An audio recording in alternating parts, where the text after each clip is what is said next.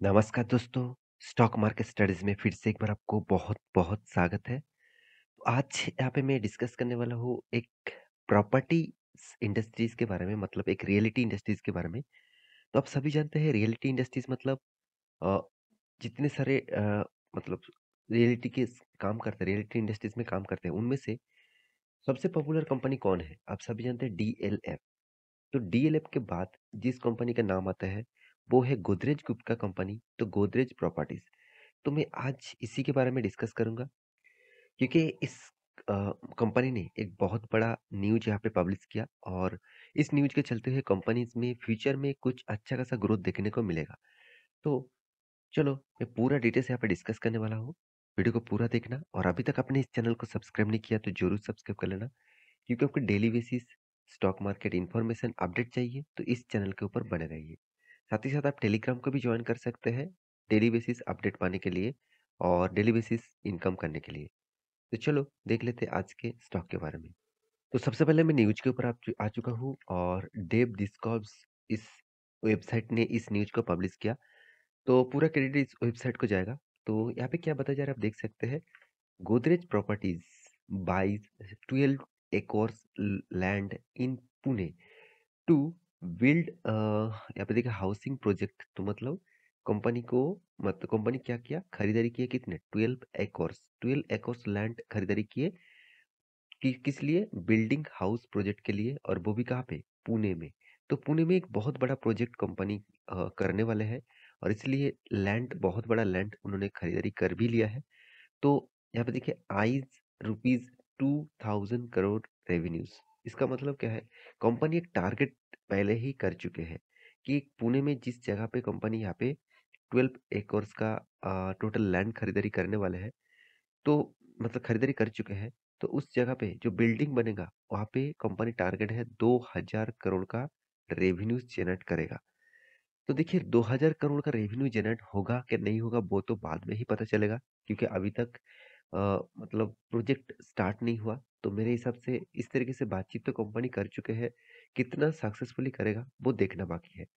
तो फिर भी गोदरेज ग्रुप एक ट्रस्टेड ग्रुप है तो इन्होंने जो कमिटमेंट करते हैं वो ज़्यादा से ज़्यादा देखने को मिलता है। तो इसके हिसाब से आपको जरूर सोचना चाहिए कि कंपनी इस कमिटमेंट को भी रख पाएंगे। तो आप देख सकते हैं the development on this land will primarily be for a primary sorry premium group housing project. The project will have developed sorry developable यहाँ पे देखिए potential approximately 2.2 million square feet with an estimated revenues।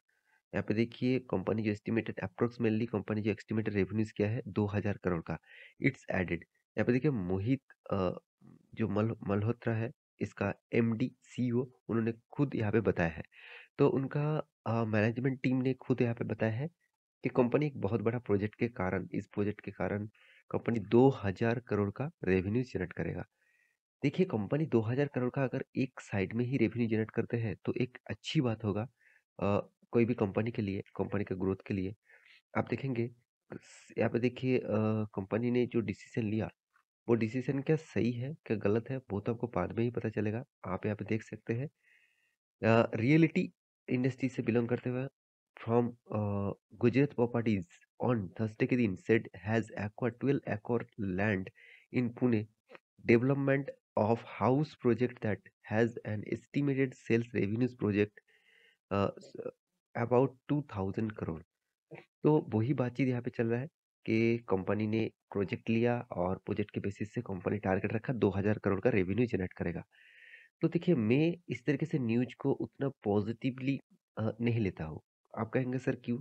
देखिए मान के चलता हूँ company ने इतना बड़ा लैंड खरीदारी किए और वहाँ पे बड़े बड़े बिल्डिंग्स भी बनाएगा और हाउस भी बनाएगा जो जिसको बेचेंगे और उस बेचने से कंपनीज का रेवेन्यूज होगा। अभी रियलिटी इंडस्ट्रीज में तो रियलिस्टिक इंडस्ट्रीज में देखा जाए तो बिजनेस बहुत बड़ा स्ट्रगल मूवमेंट में है, बहुत बड़ा स्ट्रगल मूवमेंट में है क्योंकि रियलिटी इंडस्ट्रीज में रियलिस्टिक इंडस्ट्रीज में देखा जाए तो बहुत ज़्यादा स्ट्रगल मोड में है। तो इसीलिए कंपनी ने जो टारगेट रखा 2000 करोड़ का पर मतलब एनुअली कंपनी रेवेन्यूज कमाएगा, क्या वो रेवेन्यूज कमा पाएंगे? क्या सक्सेसफुली वो रेवेन्यूज़ को कंप्लीट कर पाएँगे। तो इस तरीके से बहुत सारे मतलब क्वेश्चन मार्क आ ही जाता है। तो मेरे हिसाब से इस तरीके से न्यूज़ देखकर कल जाके निवेश मत कर लीजिएगा, क्योंकि न्यूज़ तो अच्छा है, फिर भी इस न्यूज़ के बेस के हिसाब से, लॉन्ग टर्म विज़न के हिसाब से कंपनी का ग्रोथ ज़रूर होगा। कितना ग्रोथ होगा, वो यहाँ पे क्वेश्चन मार्क्स है। तो तो मैं ज़रूर कहूँगा गोदरेज प्रॉपर्टी जैसे कंपनी कोई खराब नहीं है।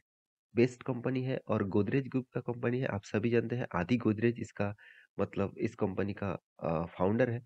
तो उन्होंने इस कंपनी को जिस तरीके से ग्रोथ कराया, तो एक बहुत बड़ी बात है। तो सेम टू सेम मुझे लगता है गोदरेज प्रॉपर्टीज के बारे में ज़्यादा कुछ बोलने का जरूरत नहीं है। फिर भी कुछ पॉइंट्स आपके साथ शेयर करूंगा, जैसे कंपनीज का रेवेन्यूज। तो कंपनी का रेवेन्यूज आप देखेंगे तो अच्छा खासा 2018 के बाद 19 में अच्छा खासा ग्रोथ किया। कोविड के सिचुएशन में भी ठीक ठाक था। सेकेंड लॉकडाउन में मतलब 2021 में कंपनी का रेवेन्यूज बहुत कम हो गया, और 2022 में भी पहले जो रेवेन्यूज था उसको बीट नहीं कर पाया। तो रेवेन्यूज थोड़ा सा घट गया। तो आप सोच सकते हैं रियलिटी इंडस्ट्रीज में अभी किस तरीके से सिनेरियो चल रहा है। तो कंपनी का नेट प्रॉफिट के बारे में बात करूं तो नेट प्रॉफिट आप देखेंगे तो आपको देखिए इस 2021 में कंपनी लॉस करने को देखने को मिला था। 73 करोड़ का लॉस किया था। हाँ, उसके बाद फिर से रिकवरी किया और सारे पहले रिकॉर्ड को तोड़ दिया। इस यही कंपनी का खासियत है। देखिए एक बार लॉस किया इसका मतलब ये नहीं कि कंपनी खराब हो गया, कंपनी फ्यूचर में अच्छा काम नहीं कर सकता, ऐसे बिल्कुल मत सोचिएगा। क्योंकि इस तरीके से सिनेरियो पहले भी हो चुके हैं। तो कंपनी का पास्ट परफॉर्मेंस एंड फ्यूचर में क्या होने वाला है उस परफॉर्मेंस के ऊपर फोकस रखिए। तो कंपनी का अर्निंग पर शेयर के बारे में बात करूँ तो अर्निंग पर शेयर भी 12 रुपीज़, ₹12.5 के आसपास है। डेप्थ के बारे में बात करूँ तो कंपनी का यही खासियत है। पहले कंपनी बहुत ज़्यादा डेप्थ लेके रखा था, करीबन 1.65%, जो मेरे हिसाब से एक बिल्कुल इस बड़े डेप्थ है। तो बड़े डेप्थ के हिसाब से कंपनी इसके ऊपर एक मतलब एग्जिट होना मतलब इस कंपनी के ऊपर सोचना नहीं था। फिर भी कंपनी अभी धीरे धीरे करके खुद का डेप्थ को एकदम मिटा चुके हैं, मतलब कम कर चुके हैं। तो अभी 60 इस तरीके से कुछ हालत देखने को मिला। तो जो डेप्थ है, जो डेप्थ का जो फिगर है, मैं ज़रूर कहूँगा इसके हिसाब से कंपनीज़ के बारे में अगर डिस्कस करूँ, तो कंपनी धीरे-धीरे करके खुद को कंपनी को एक अच्छी जगह पे लेके जा रहा है। अभी कंपनी का बैलेंस शीट के बारे में बात करूँ, उससे पहले कंपनी का शेयर होल्डिंग पैटर्न देख लीजिए। देखिए प्रोमोटर के पास कितना 58.48% है, पहले भी था, आज भी है। एफएस के पास देखिए कितना 27% होल्डिंग है। देखिए तब कोई इंस्टीट्यूशन ज़्यादा निवेश करते हैं जब कंपनी का स्ट्रेंथ उसको पता चले। ऑब्वियसली कंपनी के बहुत बड़ा स्ट्रेंथ है। और डीएस के बारे में बात करूँ तो डीएस भी देखिए 4.5% होल्डिंग करके रखा है। उससे ज़्यादा पब्लिक के पास है, पब्लिक के पास 9.5% तक होल्डिंग है। तो आप देख सकते हैं 9.5% से भी ज़्यादा। तो अदर्स के पास कुछ भी होल्डिंग नहीं है। तो कंपनीज के कुछ फाइनेंशियली और भी डेटा आपको दिखा दूं, जैसे कंपनी का लॉन्ग टर्म कर्जा। लॉन्ग टर्म कर्जा कितना है? अभी 1000 करोड़ का कर्जा है। बीच में कंपनी ने जो मतलब कर्जा था, बीच में कंपनी का कुछ भी कर्जा नहीं था, जीरो डेप्थ बन चुके थे। आज फिर भी कर्जा लिया और 1000 करोड़ के आसपास कंपनी का कर्जा है। शॉर्ट टर्म पीरियड के लिए देखा जाए तो कंपनी का 4100 करोड़ से भी ज्यादा कर्जा है। शॉर्ट टर्म के लिए बहुत ज्यादा कर्जा लेके रखा। आप कहेंगे सर शॉर्ट टर्म मतलब? मान के चलिए 6 मंथ के लिए कि एक एक साल के लिए कोई भी कर्जा लिया जा रहा है उसको शॉर्ट टर्म कर्जा बोला जाता है। तो ट्रेडेड पेबल जो है, ट्रेडेड पेबल कंपनी का उतना ज़्यादा नहीं है, मतलब अभी भी उतना ड्यू नहीं है कि कंपनी को पे करना पड़ेगा, कितना ट्रेड कर चुके हैं उसके हिसाब से। तो सारा इन्फॉर्मेशन आपके सामने इसीलिए रखा हूँ क्योंकि कंपनीज के बारे में जानकारी आपको ज़्यादा से ज़्यादा मिले।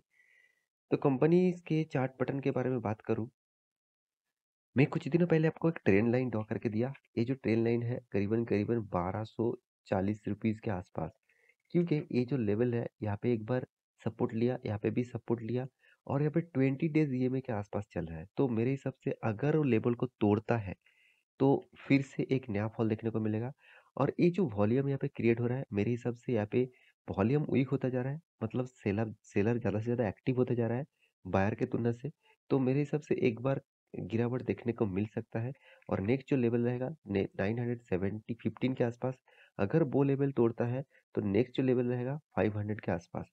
तो इस तरीके से आप सिनेरियो देख सकते हैं, इस तरीके से सिनेरियो आप वॉच कर सकते हैं। तो फिर भी मैं गोदरेज प्रॉपर्टीज़ के ऊपर ज़रूर कहूँगा, इसके ऊपर फ़ोकस रखिए as a long term vision के लिए। शॉर्ट टर्म के लिए कुछ इस तरीके से सिनेरियो हमेशा चलते रहते हैं। तो आशा करता हूँ सारी जानकारी आपको मिल चुका है। मेरे वीडियो कैसा लगा ज़रूर कमेंट करना। इसी तरीके से वीडियो पाने के लिए चैनल को सब्सक्राइब भी करना। मिलते हैं नेक्स्ट नया एक स्टॉक लेके। तब तक के लिए अच्छे से रहिए, अपने ख्याल रखिए। Bye bye.